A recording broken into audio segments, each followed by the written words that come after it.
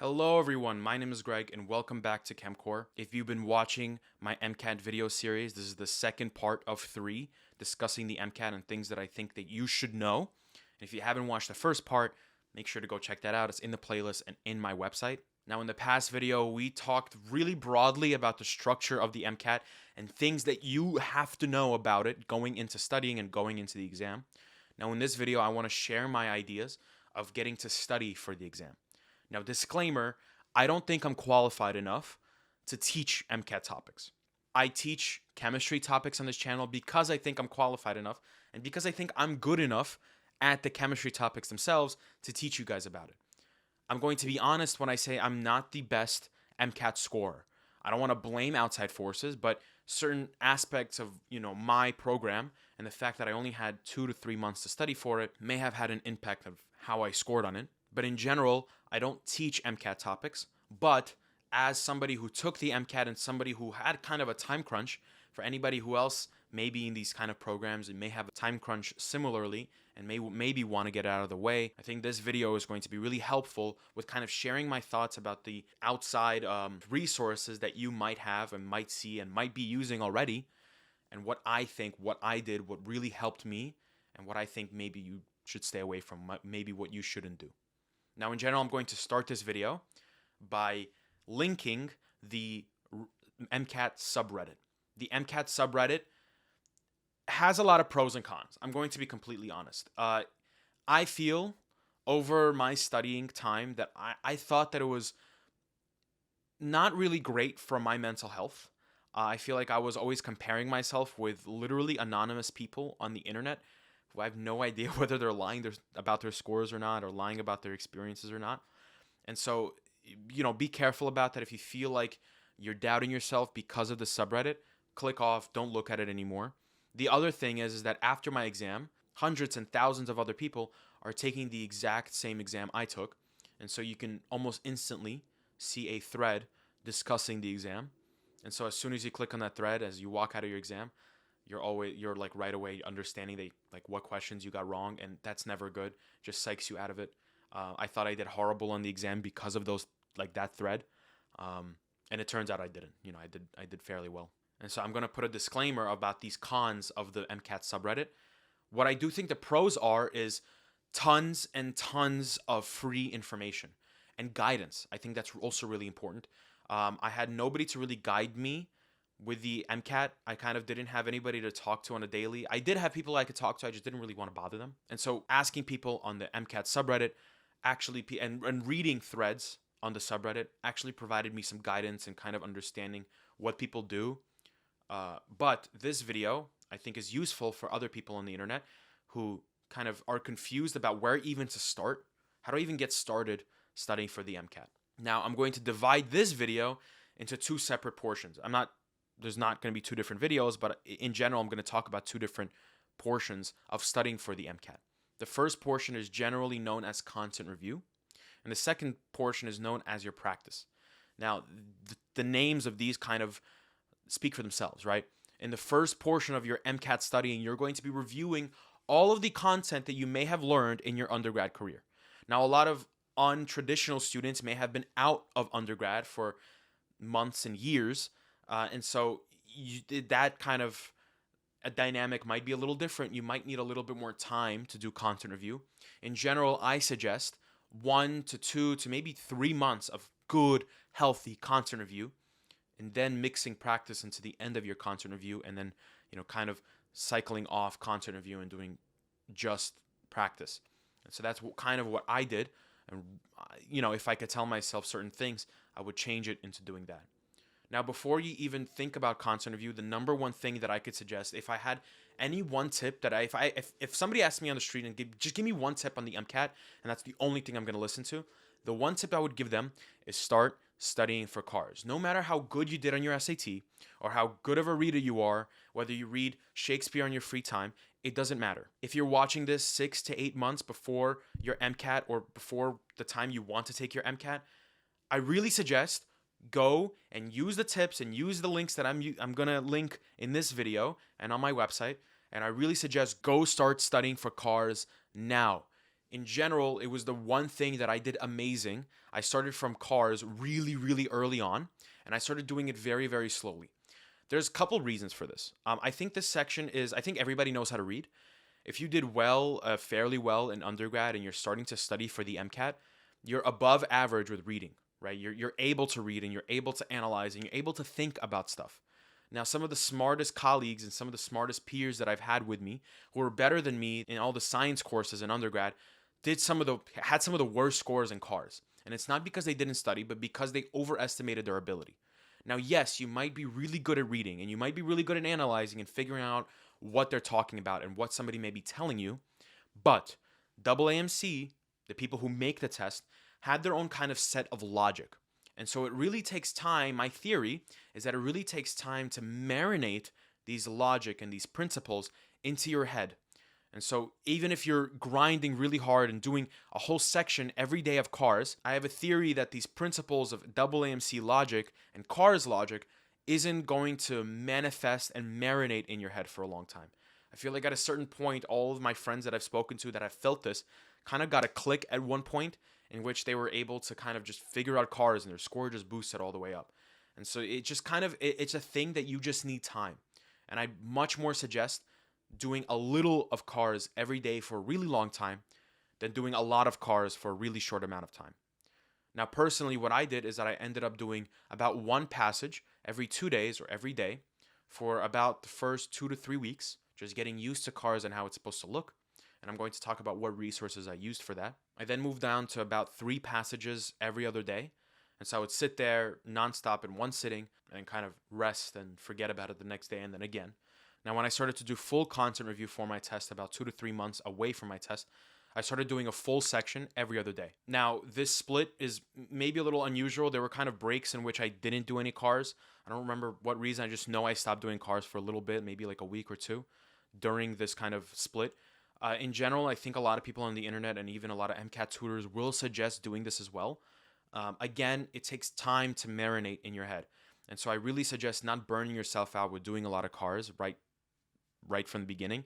I suggest, doing a passage will only take you 10 minutes. And so in the morning, bright and early, before you get up and do your thing, sit down, do a passage, and then keep going about. And before you realize, you'll get to understand what kind of questions they're going to ask you. You can almost start predicting what they're going to test you on before you even get to the questions. I think the most important thing out of everything is you're going to develop your own strategy. Now, I'm going to tell you my car's test-taking strategy, both during studying and on the actual exam. I'm going to give this to you with a grain of salt because everybody has their own strategy and everybody does cars in their own way. And so don't do the exact thing I do if it doesn't help you. Don't. It works for me, and it took time for it to work for me. Do what helps you. If you want to sit there and kind of just keep your arms crossed and just read the passage and it works, by all means, But maybe you can take some of the principles that I've developed for my cars and kind of apply it to yourself. Now, we'll get back to cars a little later in this video. I want to kind of introduce the idea of content review. What is content review? Now, in content review, what we usually do is that we're going to review all of either our notes or some of the outside third-party sources to review all of our principles such as general chemistry, organic chemistry, physics, general biology. For most people, if you're studying for the MCAT after your 3rd or 4th year of undergrad, you'd be taking it with kind of a year or 2 years of a gap from your Gen Chem and Gen Bio and even Psych days. And so reviewing these concepts, especially general chemistry and general biology, is like number one. You have to start reviewing and review really well. Where do you start reviewing? How do you start reviewing? Do you read your old notes from your undergrad? I don't suggest that. I don't suggest going through your notes from your undergrad. First of all, a lot of the concepts that you may be focused on in your undergrad, depending on what school you go to, will not even be touched on the MCAT. And there are certain things that are really high yield and you want to focus on more. I'm not going to talk about what these topics are, but as you study, you'll realize what those high yield topics are. As far as I know, the most popular third-party sources for content review are Kaplan, Blueprint, and Princeton Review. I'm going to knock Princeton Review out of the way really quick. I have heard nothing about Princeton Review. I haven't used Princeton Review. None of my friends use Princeton Review. I don't know what to tell you about Princeton Review, and honestly, I won't. If you've heard good things and you already have it, it might be great. I honestly have no idea. What I do know is about Kaplan and Blueprint. Now, what I did is that I bought Kaplan. I got the books, and then I sat there and highlighted and read these books. Now, disclaimer, a lot of people really like Kaplan. They do have a lot of good information. They really do present it in a really good way. They have a lot of these mnemonics and really fun ways to understand concepts and memorize concepts, and they really get you to emphasize the topics that are high yield. The problem is I think what kind of learner you are. I realized kind of halfway into my content review that I'm not a book learner. I can't just sit down and kind of read a textbook. I'm not that kind of person. I'm more of a visual video learner. And so if you're like me, and there's a reason why I make these videos, if you're a visual learner and maybe audio learner, maybe Blueprint can work better for you. I've also heard some bad things about Blueprint. Some people don't suggest it. Now later on, I kind of checked out Blueprint. I didn't buy it, but I did check it out and looked at all the features that they have. And I realized that there's another thing that maybe set apart Blueprint and Kaplan. For almost, I think, almost the same price or around in the same price range, you can get a lot more features from Blueprint than Kaplan. By paying for Kaplan, I think it was around $300, you get the books, and then they tell you that you get some online questions and practice questions. Here's the catch. They don't actually give you any questions. The problem is that after every section of each book, whether it's a physics, organic chemistry, biochemistry, any of the other sections, they'll give you kind of 10 questions that are just standalone questions asking you about concepts that they just talked about in the chapter. They're not going to ask you passage-based questions. They're not going to ask you broad questions that are really hard and really good questions. They're just going to ask you those questions. Now, yes, you do get an online link to look at those questions. The problem is that it's widely available, and I've seen people get it without actually buying the books. It's possible. It's a QR code. It's not password protected. Second of all, the questions that you get online are the same exact questions that you get in the books. And so if you do the questions in the books, there's absolutely no benefit of doing them again on the computer because it's the same exact questions. What I thought was maybe useful is that I did the questions in the book. By the time I finished all the books, I maybe forgot the questions to begin with. And so I redid those questions online, kind of reminding myself. But in general, instead of wasting that time, you could be doing passage-based or more MCAT style questions.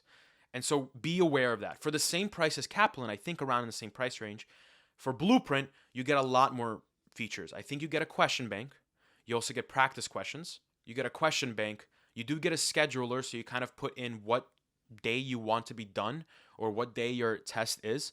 And so they'll kind of plan out an entire study schedule for you. And I think that's great. Absolutely. For somebody as me who kind of like can't plan out our own studying and I'm either all in or doing nothing all day, I think that's extremely useful for a lot of people out there, including me. Now, what they both provide are practice exams. Blueprint, I think for that price range, will give you practice exams, as does Kaplan. Kaplan gives 3 practice exams. I'm pretty sure one of them is free for everybody, but I think you do get 3 full-length practice exams with your purchase of the Kaplan books. The problem with Kaplan, and honestly every other full-length provider, including Blueprint, is that they're not going to be as accurate and as good with grading and scoring as the AAMC. And so when we talk about practice and really taking full lengths, I'm going to talk about AAMC because that is the number one resource that you want to look for with doing your full length practice tests. There's a couple issues that I came across when using Kaplan. I think the questions that Kaplan uses in their full length are a little harder than AAMC questions. And I think the Kaplan people know it, and so they kind of bring up your score when you finish the exam. And so I remember the first diagnostic exam, I got a pretty good score, for not doing content review at all. I took a diagnostic for myself, and I think I got like a 506 or 508, somewhere around that range. And trust me, I was nowhere near that. I would literally forgot all of my general chemistry and general biology, and most of my physics I was not very good at. Now the Blueprint has a half length practice test. And I really suggest, if you're not going to touch Blueprint at all, I think this is free. I think the half length is free. I really suggest before even doing your content review to go to Blueprint and take that half length practice exam. Why? First of all, it's not 7 hours. It's about, I think, 3 hours or 4 hours. So yes, it's kind of a long time, but you're going to have to get used to it. So you're not kind of committing fully into a 7-hour exam. What you are going to be able to do is you're going to be able to see a breakdown of what areas you really need to work on. And so before even starting your content review, I really suggest taking this because it'll help guide you in the direction of what you should focus on more. I remember the first diagnostic I took, it was Kaplan. And so I took a real full-length exam, regardless of that, the 7-hour exam kind of helped me notice that, okay, psych soc, I was already pretty good at it. I kind of knew all my terms already. And so I needed to focus on that a little less, and I really needed to focus on my chemistry and physics. Now, this is going to be something super specific. I know many people, when you heard me start talking about content review and only mention Blueprint and Kaplan and Princeton Review, you're going to start asking, what about Khan Academy? Love Khan Academy. I absolutely love Khan Academy. I didn't mention it because I wanted to talk about it separately. I love Khan Academy. It is amazing. They have an entire free video-based MCAT kind of preparatory guide where they divide it into sections and they kind of have questions after every video, and it is absolutely amazing. They even have cars prep. I absolutely love it. I will suggest it to anybody and everybody. The thing about Khan Academy that I love the most is their physics section. I was really struggling with physics when I was studying for my MCAT. If I'm completely honest, I was really bad at physics. I just was missing half the concepts. It was just not a fun time for me. I couldn't get better at physics at all. It was an issue for me, and it wasn't working out. Khan Academy really helped. I feel like their videos are very quick. They get the videos. I think they get their physics videos from the actual undergrad physics courses, but they break them down and they kind of only include the videos that are required for the MCAT. And I think they're really on the money with things that you have to know.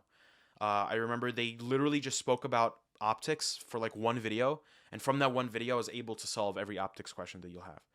I'm going to talk about the physics section a little bit, but in general you're only going to have to know maybe first or second order questions when it comes to physics, and so actually MCAT physics is a lot easier than your undergrad physics course in most cases, especially mine. Now, the other part of studying that will blend both into content review and practice are flashcards. I think most students studying for the MCAT are going to use some sort of flashcard system, whether it's Quizlet or Anki or Anking. I really suggest using Anki. I've been using Anki. I've always been using Anki. And I used Anki completely throughout my entire MCAT studying. Now, I think most people will agree with me that the drawback of Anki is creating your own cards. It's kind of difficult to create your own cards. It's really time consuming. Fortunately for you, you live in a time of amazing resources. Linked in my description and on my website, I have a download to a pre-made MCAT study deck for Anki. This is not my deck. This is courtesy of Miles Down. So he's kind of infamous in the MCAT Reddit community. He created this amazing Anki deck for studying for the MCAT. It's absolutely amazing. I highly suggest it for anybody. What I also suggest is as you're doing it, spread out your time. You're going to start accumulating these cards to a high amount. And so you're probably going to, close to your MCAT, you're probably going to be spending an hour to an hour and a half each day just reviewing your Anki. So I really suggest kind of spreading it out. Don't do too many cards per day. They will accumulate. Another thing that I really suggest is as you start doing your practice, which we're going to talk about, start adding cards that if you get a question wrong and it's just something that you have to remember, even though you might already have a card on it, clearly you didn't remember it enough. And so I really suggest, I was doing this, I really suggest to do that. If you get a question wrong, either in your full lengths or during your practice that you think you should just memorize, go to your Anki, add another card directly into the deck. Other than Miles Down, another really popular pre-made deck is Mr. Pankow. I'm not exactly sure how to pronounce it. That is also linked on my website, also linked in my description below. Disclaimer, I didn't really use it. It got to the point that I thought of using Mr. Pankow, and then I kind of realized I'd much rather spend time practicing and doing full lengths and doing practice other than just sitting there and doing Anki. It was so tiring. I just hated Anki by the time I finished studying. The Mr. Pankow deck also is only for psych and soc. And so if you're struggling with your psych soc concepts, I do suggest to go download the deck and try it out. Let me know if you like it or not in the comments, and I'll know whether to suggest it more or not. In general, using Anki should follow you through your entire MCAT studying. From your content review to your practice, you should be doing Anki every day. I really suggest using it as often as possible and really making sure you get your cards down for the day. Now, once you've completed content review or close to completed content review, it's time to practice. Now, from your content review, if you've bought Blueprint, you'll have a question bank available to you.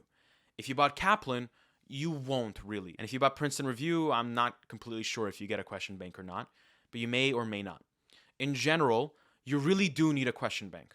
There's a lot of resources other than the question banks that might come with your content review that are free or better. Number one that's free is Jack Westin. So all of these, by the way, all of these resources are linked in my description and on my website.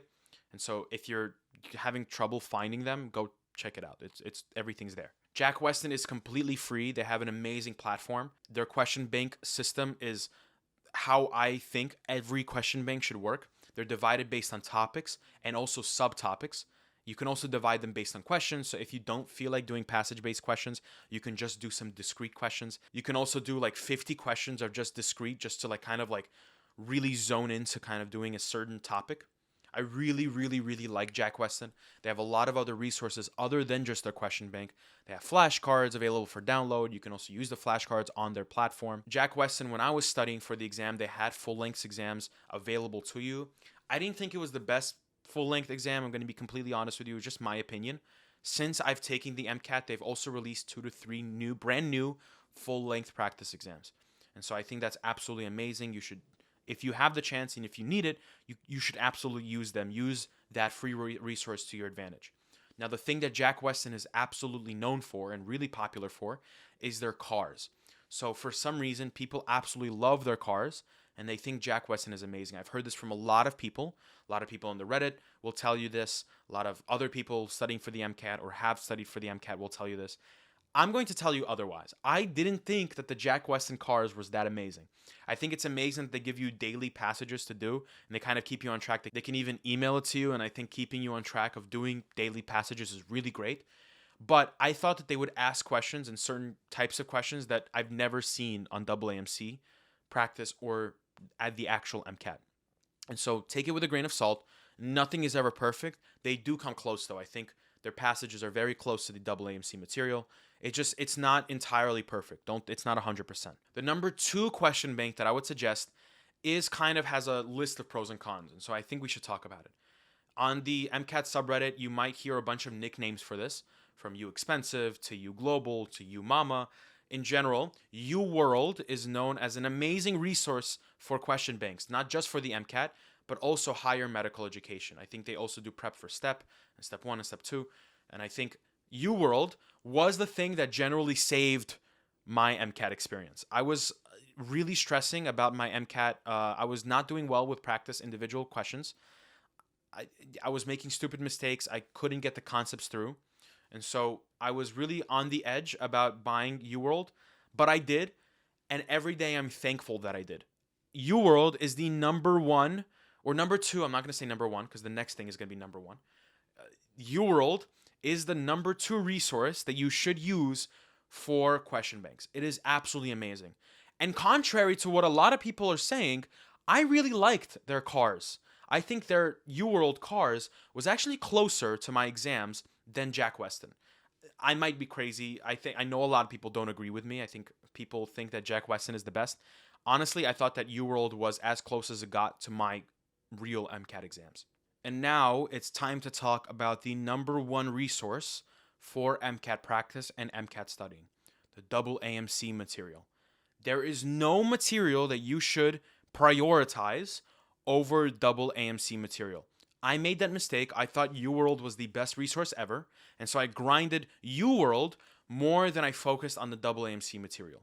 The AAMC material is kind of a must. If you had to spend money on one thing, it would be the AAMC material, even more than content review, any of the content review packages that you might get. I think everybody studying for the MCAT cannot go into it without knowing what the creators of it want from you, right? And so I think since I took the MCAT, they've released another full-length practice test, luckily for me. The thing about AAMC is that their user interface is a little weird. The way they kind of make the platform and the questions is a little weird. It's divided into certain sections. They also have full links available for your disposal. They have a free public full length available for absolutely everybody. And they also have an unscored full length exam. Now, I don't know if they've changed it since I took it. I don't think they did. But for some reason, when I was taking the unscored, I thought that was the easiest full length I've ever taken. And I was rightfully so the best score that I've ever gotten, even compared to my actual exams. And so if you're taking that or you have taken that and you think that it was really easy, you're not the only one. Let me know your thoughts in the comments below. Whether you think that the free full length from AAMC was easy or maybe it was hard. I don't know. Maybe it was just me. What I do suggest for AAMC material is that you might notice if you're doing that material that some of the explanations, especially when it comes to cars, is like not that great. Sometimes they just tell you like the question is right because it's right. And one really awesome thing that I suggest for everybody using AAMC material is to use the Jack Westin plugin. It's available on the Jack Westin website. Once you use that, it downloads a shortcut, I think, to your Chrome, or like an extension to your Chrome. And so every time you see an explanation from the AAMC for a question wrong, Jack Westin gives you their explanation as well, and usually their explanations are a lot more concise and a lot more straightforward. And sometimes they'll even like give you tips on how to answer further questions. Sometimes they're even like sarcastic about the AAMC, like they're like, "Hey, this logic is stupid, but just remember this." You know, I've seen questions like that. I think this entire video we've been talking about things that I suggest and what I liked and what I really suggest for other people to do. I think it's important to talk about what I don't suggest. Now, I don't want to be saying, hey, don't do this. I think you should take it with a grain of salt. Everybody has their own style and everybody studies on their own. I can tell you things, what I didn't and what I liked, but I'm also going to give you the reason for thinking so. And so if you think otherwise, by all means, don't listen to what I have to say, because it might work for you when it hasn't worked for me. And it's entirely possible for that. First of all, a lot of people taking the MCAT go into it blind. They've used some question banks and they use some practice, and they go into the MCAT without taking a full length. Now, I know everybody's situation is different. I know some people have a tough family or have really loud family at home, and so they're not really able to sit down for 7 hours at a time and take a full length. I know some people have outside responsibilities. I completely understand. But I think that one of the most important things you can do for yourself is sitting down at least once a week for at least 4 weeks before your exam, so 4 practice exams, and sitting down once a week and taking a full length the same exact way that you would go into the test. So including the breaks, the rules, no phone, no outside resources, just sitting there in one sitting and taking the exam. It is probably the most important thing to really mimic test-taking conditions. And one test-taking condition that you can't overlook is water. Now, for a while, when I was practicing and taking my full lengths before my actual exam, I would be drinking water, casually as I'm taking the exam. The problem with that is that during your actual MCAT, you may or may not know this, so I can imagine the surprise on some of your faces, you aren't allowed to drink water. You're only allowed to drink water outside during the breaks. Don't know why. Maybe they think you're going to spill it all over the keyboard. Maybe they think you have notes in your water. Who knows, right? I'm not here to tell you why they do so. The issue is that they do. And so if you're going to be taking your full lengths, I really suggest to mimic the exact conditions that you would be taking the MCAT. So put your phone away, nowhere near you. No notes anywhere near you. Keep maybe one paper in front of you, because you are given kind of a scrap pad that you can, and a marker that you can erase, and just you're able to jot things down. So that is, you should have that for yourself. No calculator, and absolutely no phone. Now, regarding other test-taking condition, I'm going to talk about that a little more in the next video. I'm going to talk about my test-taking experience and some other things that I do and don't suggest. Now, the final thing that I want to tell you, the final don't about MCAT studying, is ignoring yourself. I think don't put yourself into a position where you have an unhealthy life, especially an unhealthy mental health. A lot of people ignore their mental health during this really difficult process. So my number one suggestion is get into exercise if you're not an exerciser. Get into a sport. Get into doing something daily. There's nothing like doing a hard session of some cardio after a long day of studying. I think it really helped me stay sane during this entire process. I know how it feels to have to go through studying for the MCAT. It is really difficult, and it is really draining, and it's really tasking on you and maybe your relationships and maybe just your health and mental health. And so I really suggest focusing on yourself. If you need a break, take it. If you need some time off, take it. If you need some sort of help, reach out. I talk a lot of negativity and positivity about the MCAT subreddit, but what I really do see is uplifting threads. I really see a lot of people kind of commenting that they're not doing well, or they're unhealthy, or they're doubting themselves, or their mental health is not the best. And I really do see a lot of anonymous people that don't know you, giving really nice messages and uplifting other people. And I think our community is amazing, and we all understand what each other goes through. And if you don't have a good support system around you, you can always turn to peers and other people in the subreddit, and even me, for help. If you ever need something, I really suggest to go comment, and you can always reach out to me personally, and I'd always be willing to help and give some tips and talk to you and give a helping hand. This concludes mostly everything that I've wanted to talk about studying for the MCAT, including content review and practice. In the next video, I'm going to talk about the actual test taking experience and do's and don'ts around that. So if you have your test coming up, make sure to go check that out, and I'll see you guys in the next video.